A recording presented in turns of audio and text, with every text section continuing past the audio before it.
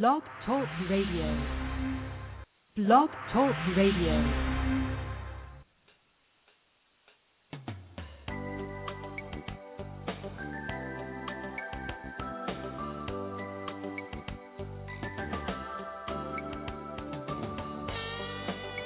Hi, everyone, and welcome to a very special edition of Franchise Interviews, where for over 5 years we've been asking the entrepreneurs to own one.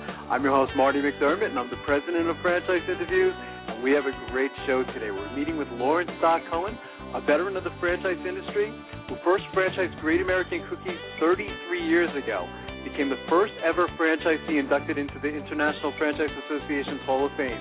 Mr. Cohen's Houston-based Cookie Associates also owns TCBY, Coffee Beanery, and Pretzelmaker, and that's coming right up on Franchise Interviews. So stick around because we got a great show.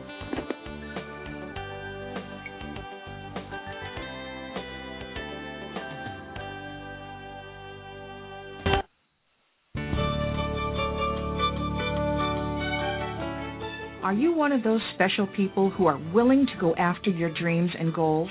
Are you ready to fulfill that dream of owning your own business with the security of a proven brand? The opportunity to take control of your future and own a Rita's Italian Ice franchise is within your reach. Rita's is seeking success-oriented individuals who are ready to make a change in their life, and Rita's offers unparalleled training and support to assure your success. And did you know the frozen treat industry is a recession-proof industry, and there are Rita's in 23 states currently with 540 stores open. Rita's Italian Ice has been around for 25 years and is listed as a top-performing franchise by the Wall Street Journal. Now here's the really good part. Rita's Italian Ice is a unique and amazing taste treat. It's smoother than a snow cone, and it combines ice with real fresh fruit. The real fruit adds dramatically to the taste, and it comes in over 40 flavors. The ice and fruit are mixed on site and made fresh daily, and it is delicious. You'll want to know more about this exciting and successful franchise opportunity. Go to www.ownaritas.com and get all your questions answered. That's www.ownaritas.com to take control of your dreams and future today. You don't want to wait any longer to be a part of this adventure. www.ownaritas.com.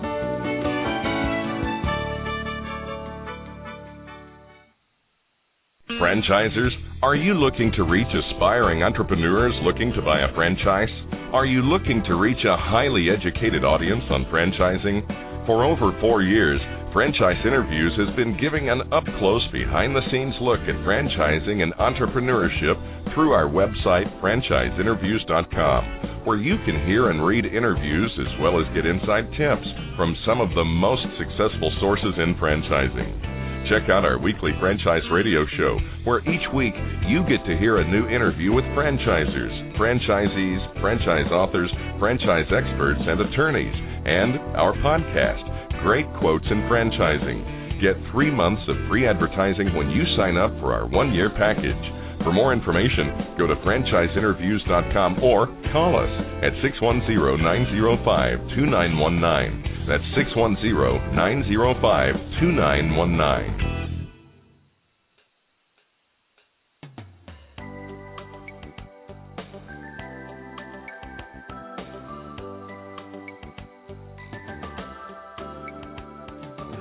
Hi, everyone, and welcome back to a very special edition of Franchise Interviews, where for over 5 years we've been asking the entrepreneurs to own one. I'm your host, Marty McDermott, and I'm the president of Franchise Interviews. And as we were saying earlier, we have a great show today. We're meeting with Cohen, a veteran of the franchise industry who first franchised Great American Cookies 33 years ago, became the first ever franchisee inducted into the IFA Hall of Fame. Hi, Mr. Cohen. How you doing today? Welcome to the show. Be on your show. Oh, thank you, Mr. Cohen. It is a privilege to talk to you. You wouldn't know this, but we've probably spoken about you 5 to 10 occasions on the show. There was that great article in Franchise Times and, of course, your introduction into the Franchise Hall of Fame. So congratulations on all your success. It's really been amazing to, watch your career and follow your career. I thought a good place to start off is maybe you can tell us a little bit about Cookie Associates. Well, we're a relatively small company. We're based outside of Houston in the thriving metropolis of Tomball, Texas. We have about 27 locations in the greater Houston area. Right. Employ just over 300 people, and we pride ourselves in providing great treats for our customers and trying to make our customers' days a little bit better when they come to visit us. That's fantastic. Was that what intrigued you about, going into this particular industry going back, Mr. Cohen? I mean, you had a lot of choices back then. I mean, what was it about this industry that? Yeah, well, please call me Doc.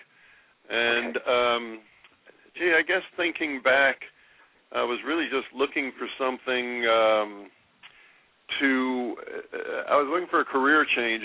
Back then, I was working as vice president of a drugstore chain, and I was probably an early victim of corporate downsizing, except back then we just called it getting fired.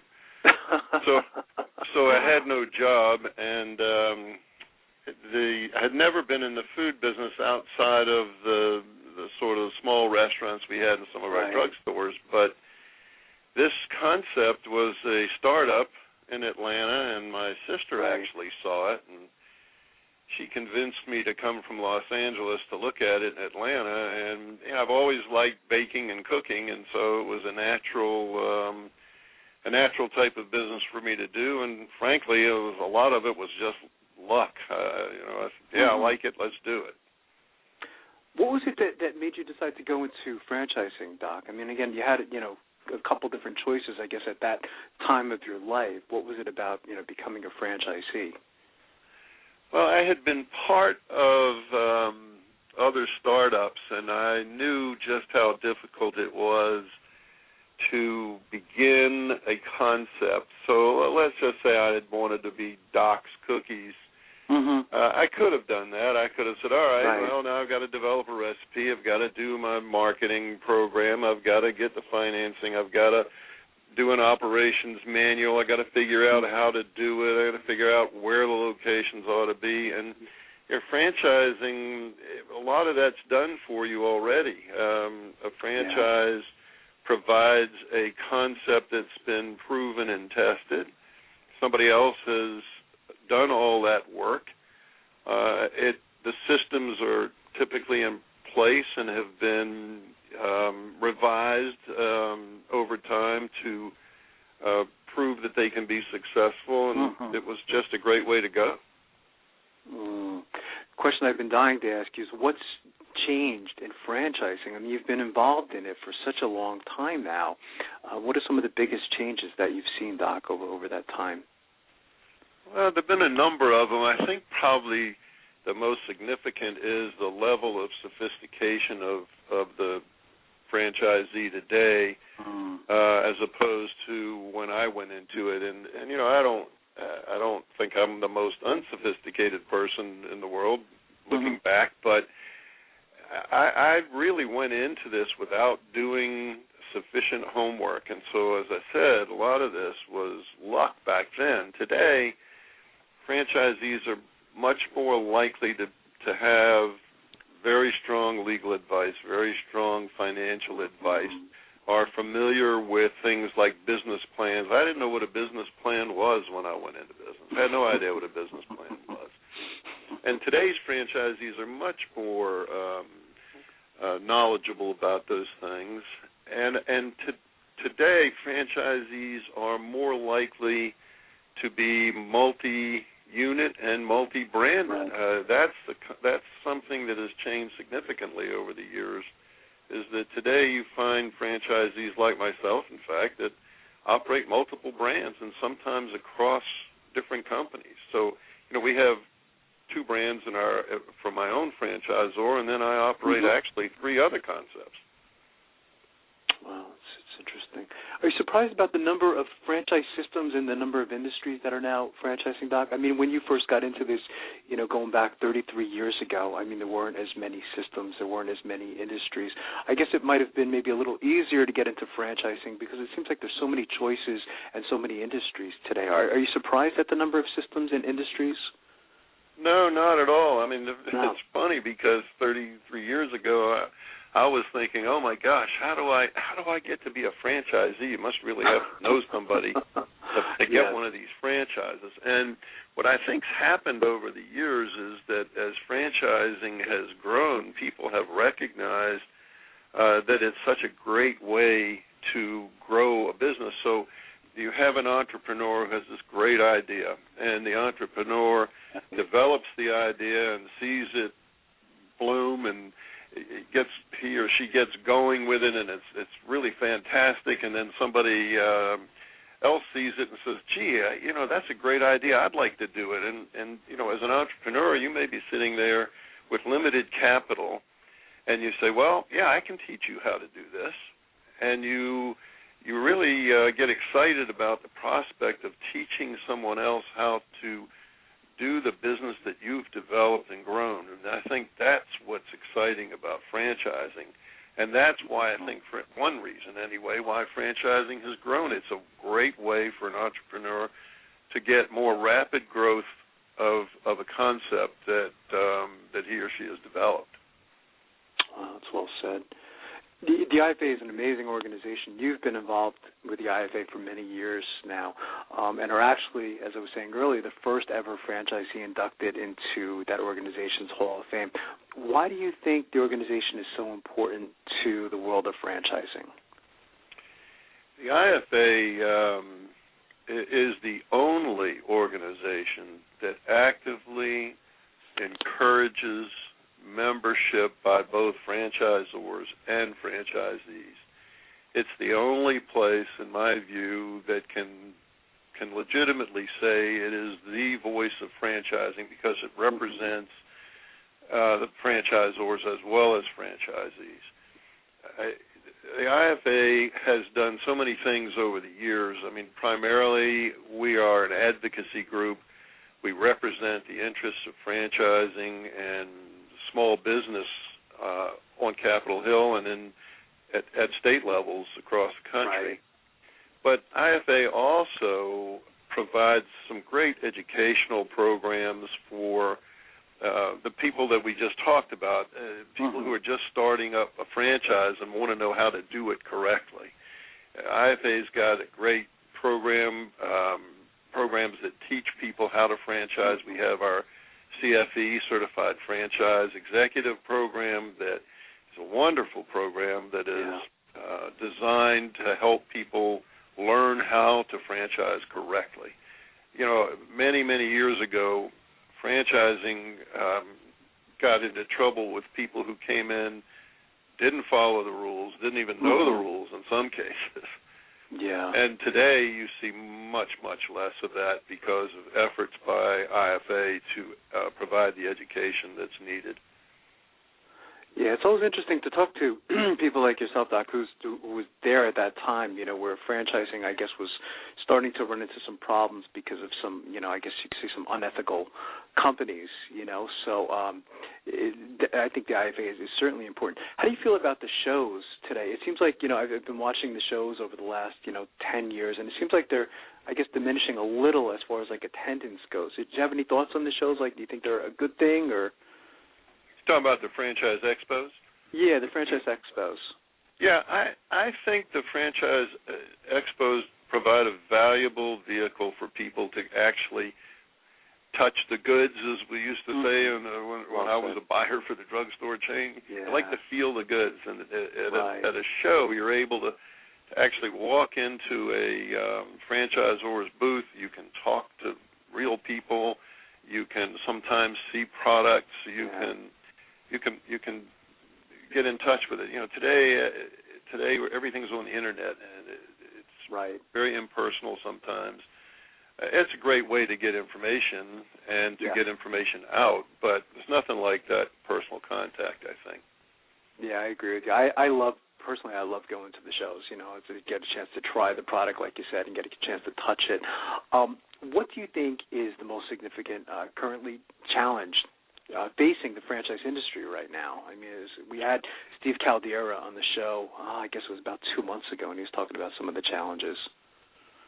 Yeah, I think he probably said access to capital would be at the top yes. of the list. Yeah, he did. And, that is certainly a challenge for small business. And thanks to Steve's efforts, IFA has really taken the lead on efforts to educate our members, our lawmakers, on the issues and problems of access to capital. Yeah, it's funny, a couple of years ago, I was in a pretty strong growth mode, and I told the bank, look, I need this much money to open 3 or 4 locations, and they said, fine, if you put that much money on deposit in the bank, we'll lend you that much money. I said, if I had the money to put in the bank, I wouldn't need to borrow it. It's a great story. It's so true. And so, access to capital, small business really thrives on using capital wisely. And I think, in my own opinion, is that the banks have the money to lend. I think if you pick up any newspaper, Wall Street Journal, any local newspaper, you get the sense that there's plenty of money out there to lend. But the banks are concerned about the regulators, and that is causing them to be very hesitant to lend the money. Again, I'm not basing that on fact. That's my own opinion. Right. And I think that causes a tremendous problem, because if small business is the engine of growth and provides jobs, and small business can't grow because there's no access to capital, we're not getting anywhere. We're just treading water. That's well said. What advice do you have for our listeners? We call them aspiring entrepreneurs, Doc. They're looking to just open up their first franchise location. What would you say to them? Well, if they're looking at what franchise to buy, my advice would be a little bit different than if they've already made that decision.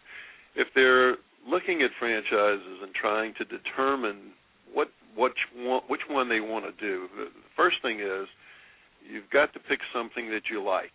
So if you hate making hot dogs, don't buy a hot dog franchise.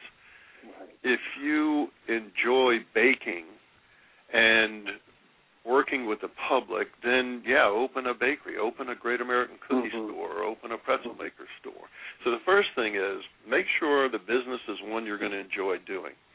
The second thing is do your homework.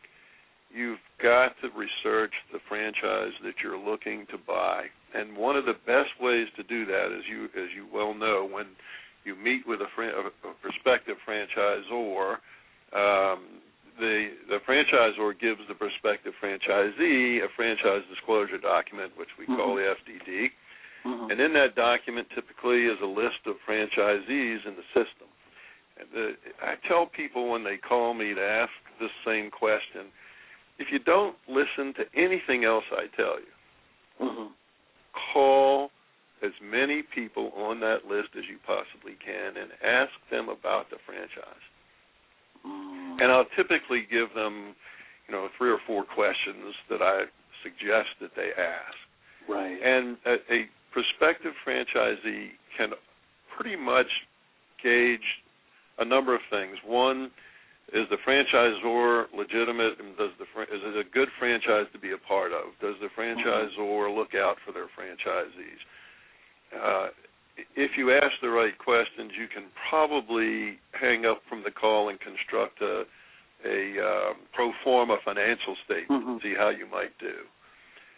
That's the critical part of, one critical part anyway, of researching a franchise is to talk to other franchisees in the system. Wow. What's been the most interesting thing that's happened? It's a tough question, but is there anything that stands out over the last 33 years of being involved in franchising? I mean, I'm sure there's 100 stories you can give back, but anything that stands out? Well, that is a very difficult question.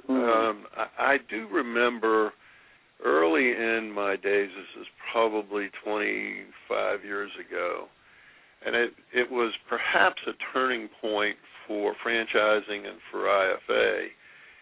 We were at a board meeting in Washington, and there was an issue remember what the issue was, but it had to do with the FTC, the Federal Trade Commission. Right. And we were talking about, well, they know us, and I can't believe they would take this position, and so we said, well, let's go see if we can set up a meeting. And when we tried to set the meeting up, we learned they didn't even know who we were.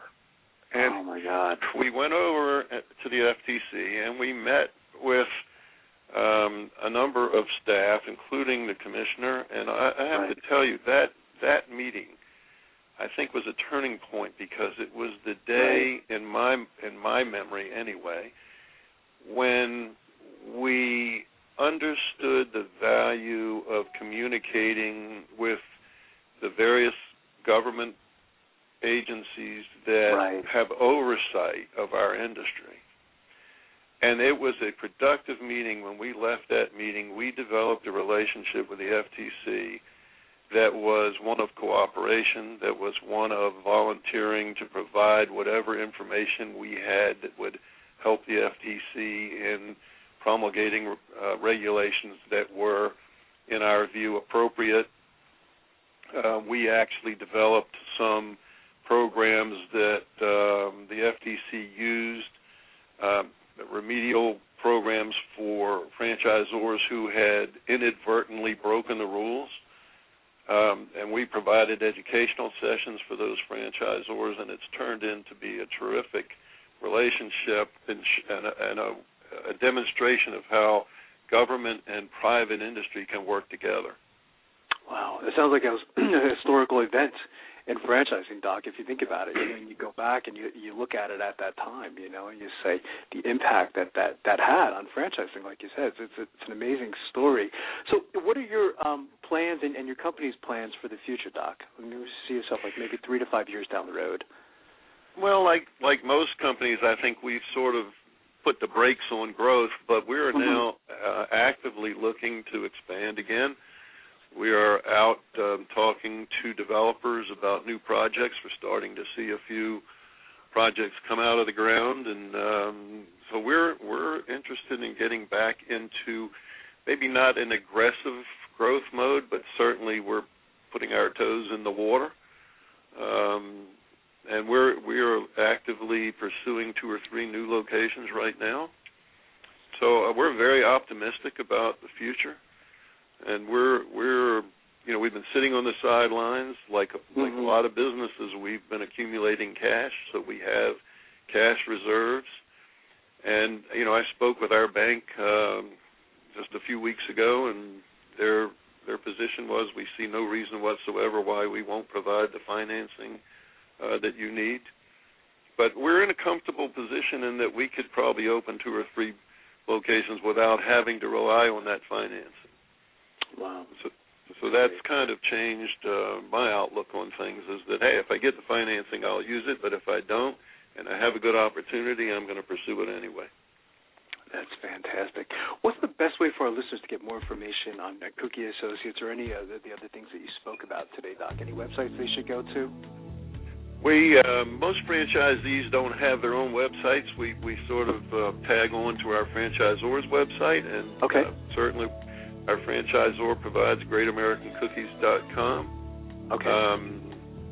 Pretzelmaker also has a website.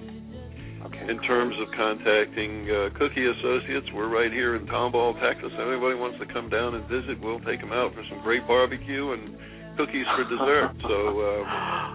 Oh, that's fantastic. And it was a privilege for me to finally get to speak to you. I feel like I know you, again, from talking about you on the show on several occasions. So, again, it is a privilege to have you on the show, Doc, and would love to have you back in the near future. Marty, it was my pleasure, and thanks for including me on your show. Thank you so much, Doc. It was great to talk to you. Have a great day today. You too. Bye-bye. Thank you. We'll be right back with more franchise interviews.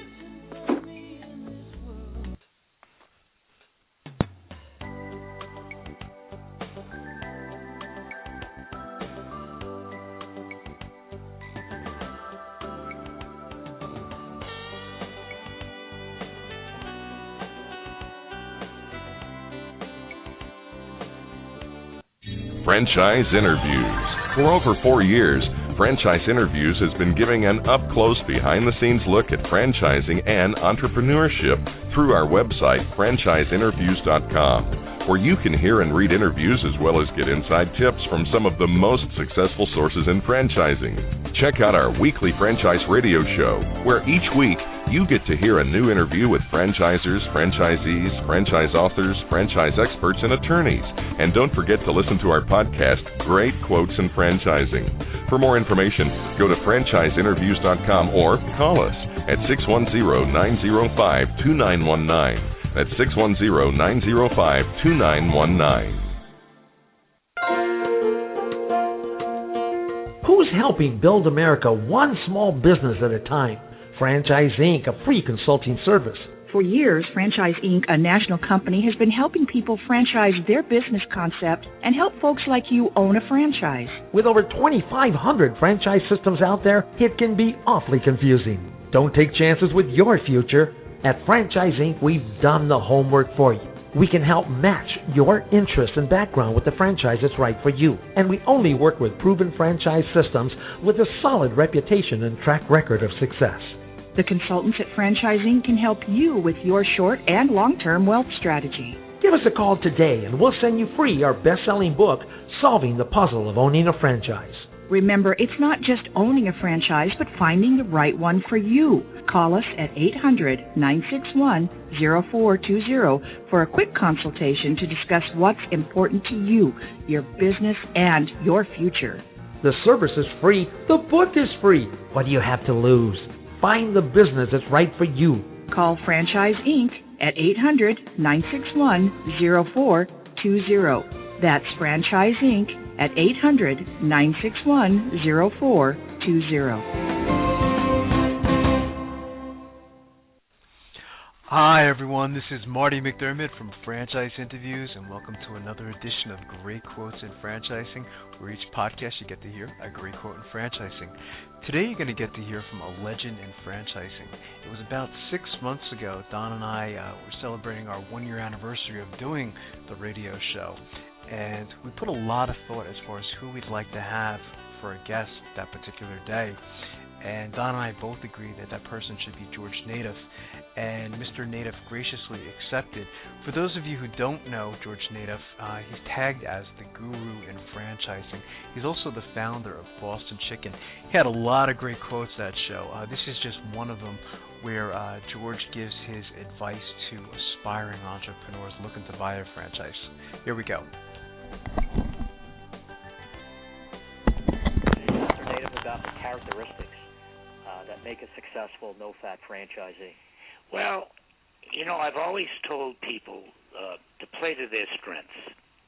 If you have a personality you know is not a charming one, don't get into the service business where you have to interact with people, because people business requires personality. So, you know, you're not asking someone to do something that's against their grain. So when looking for a franchise, a person should consider the things that they've succeeded in. For instance, if they've been a coach of a soccer team and they had to inspire the kids to run down that field and kick that ball and win, there's something about that individual that is inspiring. So he should look for something that maybe can be along those same lines, that he can use those talents of his. If he's been a teacher, he's been a person that's worked with his hands. In other words, always play to your strength. Don't go into something that's opposite of your personality. That will cause a little bit of a problem. Of course, most companies offer training, but you know, if you put a glove on, it should fit neatly in between the fingers. It shouldn't be something that once you put the glove on, you can't bend your fingers. It's as simple as that. So when you're buying a franchise, it should fit. And I guess no fat specifically, you have a checklist you go down that you want each franchisee to be, or sometimes it's just having a feeling of a certain person? It's clearly a financial issue. They have to have, in our case, pretty close to the ability to finance something between $500,000 and $600,000. So if an individual can't do that, then maybe he should look for other franchises like a Subway or a Quiznos or other that are around the $200,000. So again, here we talk about fitting something that fits their pocketbook and not get into something that's way over their head and put themselves in financial jeopardy by starting something that is too hard for them to overcome. So again, it should fit their wallet just like it should fit their personality. Right, absolutely. And you've, of course, been involved with so many franchisees with all your different businesses that you've done. Have there been times over the years that you sort of took a chance on someone that you weren't really sure, but you really liked them, and it's worked out? I'm sure you have a couple success stories. Yeah, there have been those cases. And again, there have been the opposite. And again, you learn by doing the thing. I would much prefer to tell a person that he's not qualified than qualified. And the rationale behind that, of course, is that I don't want to get somebody into something that he's not qualified for. There are so many franchise selections out there that if a person is doing their research, it allows them the opportunity to really, really take the time and investigate. And most of these companies already have franchises in place. They can pick up the phone and call up the franchisee and say, how you doing? What kind of work did you do before you bought this franchise? Tell me about why you chose it. Would you do it again? I mean, this is a great opportunity as opposed to starting something on your own where you don't know whether you'll ever get the first base. You know, franchising in the beginning is very much like a baseball game. If you can buy third base as opposed to getting to first base, and getting to first base by starting your own business, maybe you'll get the first base, but there's no guarantee. But if you can buy a franchise, you at least can get the third base. That's good baseball. And, you know, when you get the third base, your chances of getting home is a lot easier than being on first. Wow, that's a great analogy, isn't it, Don? Yeah, and it sounds like you're a Red Sox fan. Thank you very much. I love that quote from Mr. Naddaff where he says that, you know, franchising is like a baseball game and it gives you the ability to start on third base. So, again, this is our second podcast, and, again, we'd love to hear your feedback, and we'll see you again soon for another great edition of Franchise Interviews and Great Quotes in Franchising. Take care.